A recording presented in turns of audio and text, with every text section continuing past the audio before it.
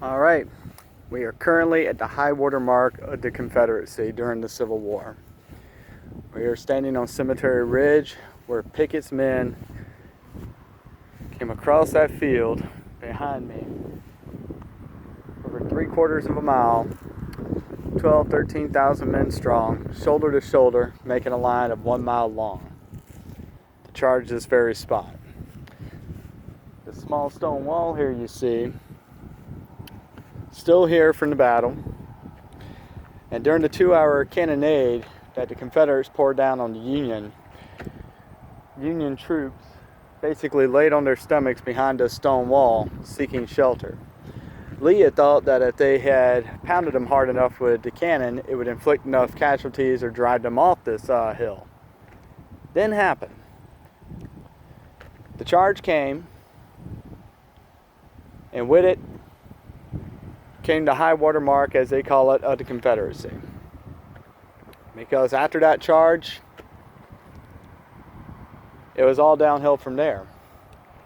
Now, many of those charging did not make it here. As you can see behind me, you can actually see cars passing and everything. That's the Gettysburg Road. So before that road, the Confederates were pretty much subjected only to artillery fire, canister shot, whatever. Once they got to that road, that fencing was still there. The fence caused them to break formation, and as they did, they attempted to actually begin their run up to this hill. And when they did that, Union troops pretty much came off the ground, rose up, and delivered devastating volleys. Men began to fall, left, right, all over the place. Now, General Pickett alone was commanding 5,000 troops.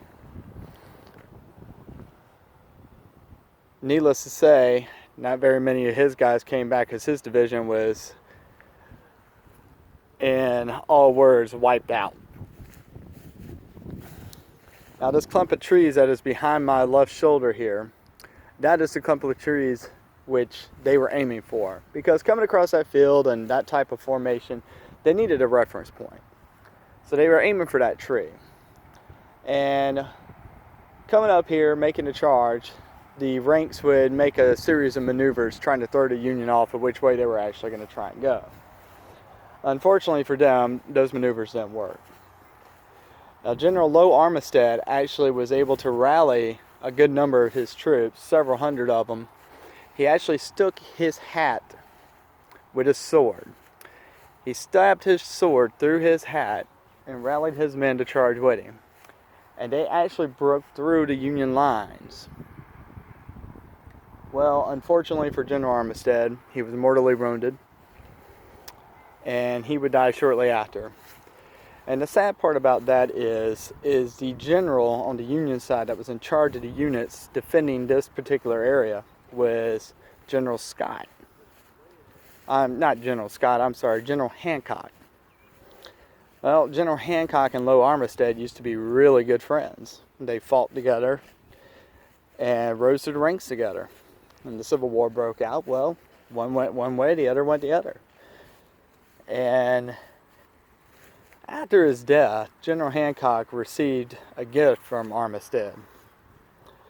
And it was General Armistead's Bible.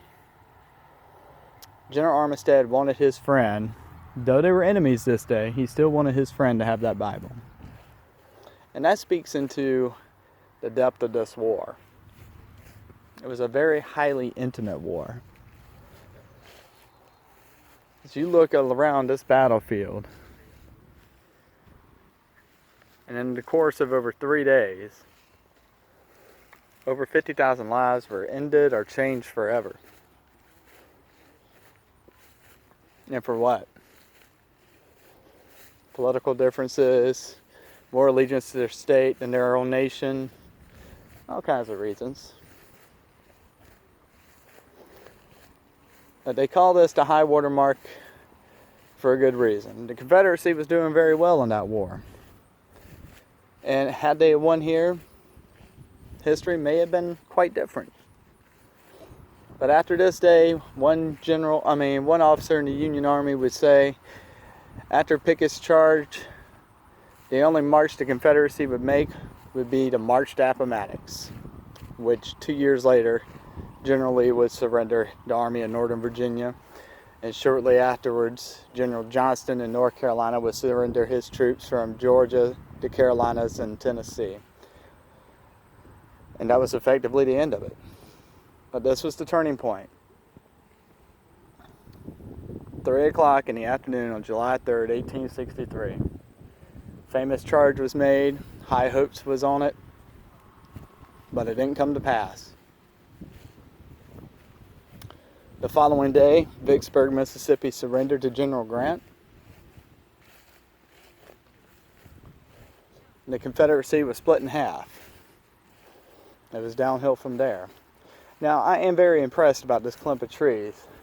So apparently, they have been preserved since the battle. And they are even gated in. So, you're going to have to forgive me. And anybody that knows me knows I love this history. Let's see if I can find one just a touch. Might not have been from the battle, but a descendant of one. Close enough for me.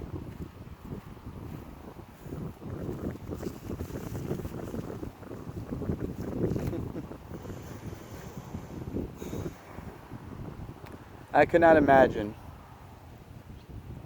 the bloodshed and the pure hell that went on here. Absolutely amazing. But that's history for you.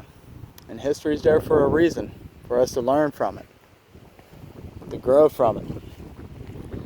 Hopefully, this was a bad enough battle, bad enough war, that we'll never want to see another one again. So from Gettysburg, Pennsylvania, 2019, y'all have a good one.